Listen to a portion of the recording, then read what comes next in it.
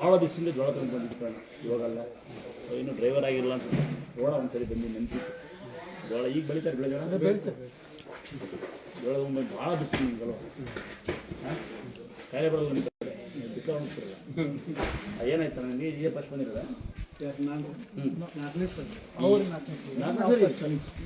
ಯಾವಾಗ ಬೈಸ್ಕೊಂಡಿದ್ಯಾ ಬೈಸ್ಕೊಂಡಿದ್ಯಾ ಹಂಗಾರೆ ಒಳ್ಳೆಯದ ಬೈಸ್ಕೊಂಡ್ರೆ ಮಾತ್ರ ಒಳ್ಳೆಯದು ಅಂತ. ಏನಾಯ್ತು ಇನ್ಸಿಡೆಂಟ್ ಇದು ಆಯ್ತಾ? ಮಳೆದೇನು ಹೇಳಿದ್ರಣ? ಆಗೈತ್ರಿ ಮಳೆ ಬಂದಿತ್ತಾ? ಈಗ ಈಗ ನಿಮ್ಮ ಹೆಂಡತಿ ಯಾರು?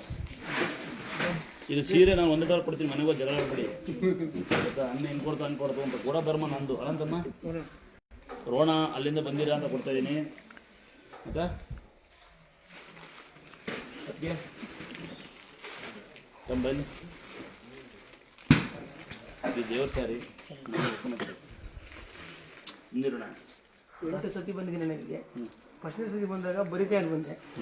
ತಾಯಿ ನಮ್ಮ ಆಶೀರ್ವಾದದಿಂದ ಒಂದು 7 ಸತಿ ಬಂದಾಗ ಒಂದೊಂದು ಮೂಟೆ ಅಕ್ಕಿನೇ ಕೊಡ್ತಾ ಇದ್ದೆ. ಇವತ್ತು ಭಾರಿ ಖುಷಿ ಆಯಿತು. ಇವತ್ತು ಏನೋ ಒಂದು ಕೊಡಬೇಕು ಅಂದ್ಬಿಟ್ಟು ಒಂದು ಟಿನ್ನು ಎಣ್ಣೆ ತಂದು ಕೊಟ್ಟಿದ್ದೀನಿ ತಾಯಿ ಆಶೀರ್ವಾದದಿಂದ. ಚೆನ್ನಾಗಿದ್ದೀನಿ ಅಣ್ಣ, ಅಷ್ಟೇ ಸರ್. ನಿಮ್ಮ ಪ್ರೀತಿ ವಿಶ್ವಾಸ ಇದೆ. ಆ ಶಕ್ತಿ ಕೊಟ್ಟರು ತಾಯಿನೇ ನನಗೆ. ಹಂಗಲ್ಲ ಕೊಡೋ ಮನಸ್ಸಿಗೆ ಕಾಲು ಪಡೆಯೋದು ನಾವು. ಎಷ್ಟೋ ಜನ ಕೋಟಿ ಇದ್ದಾರೆ. ಉದಾಹರಣೆ ರೋಡ ಬಿದ್ದರೊಬ್ಬರು ಮುಟ್ಟೋದಿಲ್ಲ. ಎಷ್ಟು ಜನ ಅಪ್ಪಂದ್ರೆ ಅನ್ನ ಆಗೋದಿಲ್ಲ. ನೀನು 1 ರೂಪಾಯಿ ತಿಂದು ನಮ್ಮ 1 ರೂಪಾಯಿ ಕೊಟ್ಟು ತಿಂದಲ್ಲ ಅದಕ್ಕೆ ಕ್ಲಾಸ್ ಹಾಕಿತ್ತು. ಕರೆಕ್ಟಲ್ಲಪ್ಪ ಕರೆಕ್ಟಲ್ಲ? 1 ರೂಪಾಯಿ ತಿಂದು 1 ರೂಪಾಯಿ ಕೊಡೋ ಶ್ರೀಮಂತಕ್ಕಂತಮ್ಮ.